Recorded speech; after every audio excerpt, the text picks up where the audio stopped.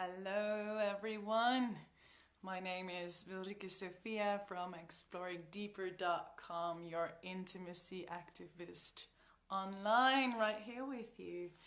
So today I want to talk about how non-monogamy can either be a way to lose yourself and avoid stuff that's going on within, or how it can be a way to actually work on those things.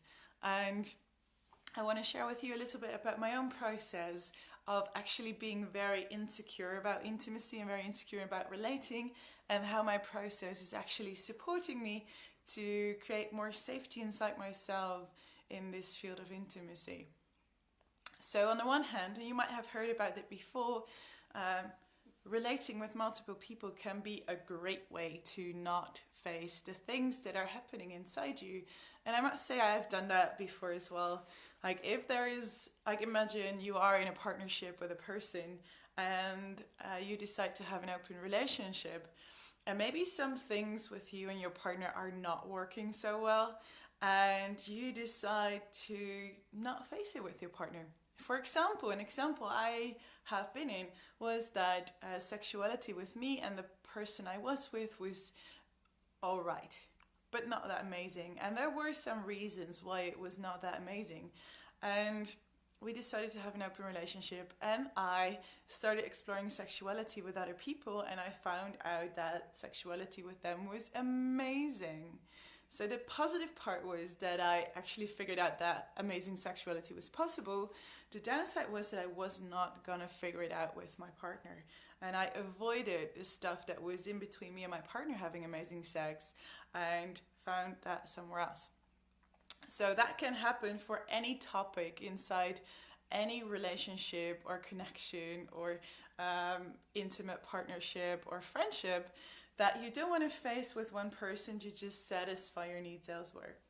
So that is, to me, it's a big pitfall about open relating. And as I've written in the comments, I wrote a whole piece on it. So just search for polyamory on exploringdeeper.com and you can read all about it.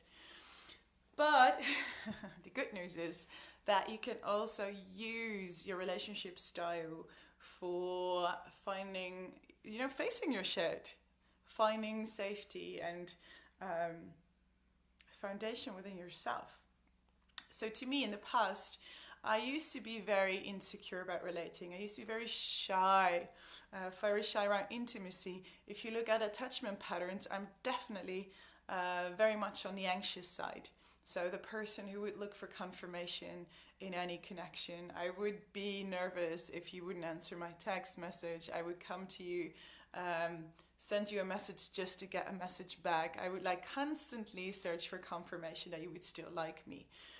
And that was like that for a long time. And when I had an open relationship, that was a perfect source to try and get confirmation from as many people as possible. So I was, again, using the open relationship or the style of relating that I chose to fill a gap inside me. And I was basically making other people, what's another word, responsible for me feeling good. And the last weeks, the last months, I've been in a totally opposite process where I kind of created a situation where I am relating in different ways with different people. And most of those people have a primary partner. They connect with me, but they do have a primary partner. And so it's very clear, the position that I have in their lives is very clear. I'm not the primary partner. I don't want to be. They are amazing people, but they're not the person I would be in a primary partnership with. And I'm totally enjoying so much the parts that we do share. And that goes from friendship to lovers to whatever, co-creation ships. There's different flavors, and I don't box in the people I'm intimate with in some kind of way. And intimacy, by the way, to me is more than just sex. It's not just sex. Intimacy can also be a deep friendship. So there's different people in my life. And so I'm relating with multiple people, but at the end of the day, I come home alone. That's a situation I've created now for myself quite consciously. So I don't have a partner, and I don't aim or search for a primary partnership at the moment, like someone that would be like my main partner, someone you would do the things with that people do in a relationship, so to speak. So I'm not necessarily looking for that. And I made an agreement with myself that I'm not gonna look for a partner. Like I have a desire for a partner at some point, but I made an agreement with myself that I'm not gonna create partnership from losing my center, from this desire of fulfilling this void within, for this anxious part of me, this insecure and shy part of me that wants confirmation from another person. Because every time I would step into a relationship from that point, I will attract the same thing. I will attract someone who is afraid of me coming closer, and we will have, you know, the famous dance of the anxious and the avoidance of the person with the abandonment fear and the person with a fear of commitment. And you know, that's that dance that I talked about a lot. I was a star at creating that over and over again.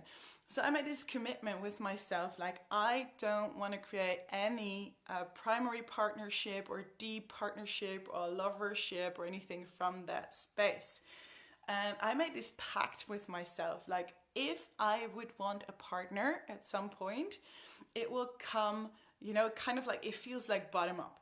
It feels like what I want is to meet someone, to get to know them, to be lovers, and then they could get an upgrade to partner.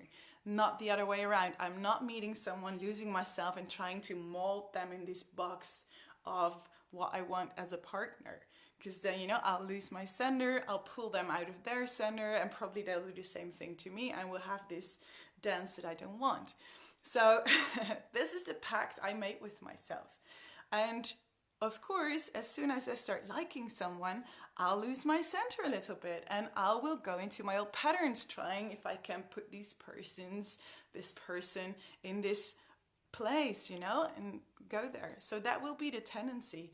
So this pact, and I actually written it down, this pact with myself reminds me that no.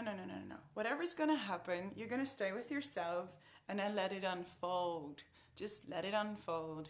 And the good thing about connecting with several people who have a primary partner is that this part in the back of my mind actually might want to like mold this person's into this perfect primary partner box. It's getting kind of blocked. It's like, that is not going to happen. That storyline is impossible. You still want to connect with them, so see what's possible. And it's really supporting me. Also, the coming home to myself in my own home, just with me and my cat, my kids, or my stuffed moose, is helping me to come back to myself. Like, okay, here I am again. And yeah, it's helping a lot. It's really helping a lot because I have to take care of myself because nobody else is responsible for that. I'm still opening my heart. I'm coming up there. I'm showing everything I got. I'm all vulnerable. I'm, you know, 100% in there. And I'm taking care of myself. I have to. So now from this place, I have been playing with this for a while, and now I met someone who does not have a primary partner. So this is a person who could be available in my storyline for partnership. And because I trained, I could see that the first week that we met, I was losing my center a little bit. But I was like, hey, chickie, come back here. And I kind of like pulled myself back in. I was like, no, you're not going to do that. You're going to stay centered and stay here. And it is amazing what's happening. It's super amazing as I can hold myself. And I can give this person all the space they need to wobble, to come closer and to be like, oh, that's scary, and to move away. And then to be like, oh, that's quite far away. Let me come back a bit. And they can do all that. And I'm still here, sitting, being me, holding myself when I have the wobble of like, oh, I'm going to take some distance. Oh, I'm going to come a bit closer. And I'll just pull in myself. And that's all the responsibility I got, is to keep myself there. And this person can do the same thing. And they are doing the same thing. And it's beautiful to witness. And of course, it's a bit scary because they could decide like, okay, now I'm going to run away. Now it's too scary. Like, you are, like, the response I'm getting is like, hey, you were there holding care. You like holding yourself. And it's beautiful and it's scary. So, hey, I'm going through wobbles. And it's amazing. And I'm noticing how more grounded, I'm so much more grounded than I used to be a few months ago. And now I'm feeling like, looking back at the attachment systems, like from anxious and this confirmation looking person, I'm actually moving towards secure, more and more secure. I can hold myself. And I can tell that to myself. I don't need to lose myself. I'm not gonna censor myself so much so that this person fits in this box that I'm creating for a primary partner. No, I'm just gonna show myself fully. I'm gonna take full responsibility of myself, and it's their choice whether they want to stay with me or not, how close they want to be or not. And I might lose myself again and again and be like, oh, are they my partner? And I'm like, no, chickie. Remember, come back. They can be your lover. That's fine. But then you're just going to breathe and stay centered and let it unfold. Just let it unfold. And that's what's happening. It is unfolding and it's beautiful. And I don't need to change anything. And I'm noticing I don't want to change anything. I just want to see it unfold. Whatever direction it's going to go. And it's lovely and it's beautiful. And I'm noticing how it does rewire my brain. How I am getting more and more relaxed with not just this connection, but with all these connections that I have around me. And the other beautiful thing I notice in this having different people around me is that I don't need to lose myself to move into any relationship because I'm undernourished. I got this whole bunch of people around me that nourish me in my desire to be heard. I got great people to share voice messages with, like friends that I share my whereabouts with, like how I'm feeling, what I'm doing, like who I'm seeing.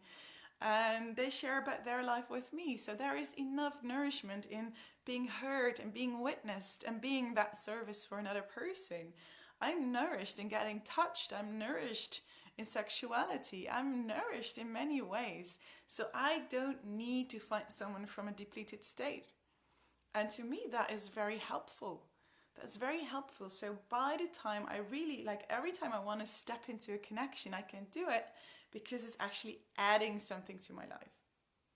And it's not adding something that is, not from a place of scarcity, because if I would add it from a place of scarcity, again, I could easily lose myself and get into, in a not so very, like compare it to when you're very, very super hungry, your discernment about what you eat is probably way lower. You'll probably eat anything at some point. And the same goes for intimacy. If you're super undernourished, you'll go with anything at some point, and you might forget your boundaries. You might forget what you actually really want.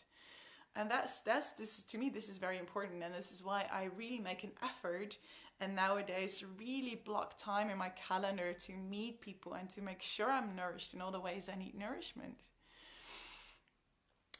Yeah. So basically that's what I want to share today, I think. How open relating, how non-monogamy can actually support you as well. There's on the one hand, you can actually lose yourself and bypass your challenges and your attachment dynamics that, might not be very helpful. You could definitely escape them, especially when you're more avoidant person. I've noticed that when you have a stronger tendency to be avoidant of intimacy, open relating is perfect because you can kind of spread the depth. So you have more relationships, more connections that kind of diffuse the challenge. So you can be not that close with many people. So I've seen that for more avoidant people, open relating is actually easier than for more anxious wired people. So yeah, it can be a huge pitfall. And on the other hand, non-monogamy can be an amazing learning curve to actually become more rooted, to become more stable, and to become more grounded and become more safe inside yourself. Choice is yours. So keep sending me questions, keep sending me requests for articles or videos. Let me see what I can do, and happily sharing with you about my personal journey. I hope it is inspiring or triggering or, touching you in some way. I'm wishing you an amazing day and seeing you soon again. Mwah.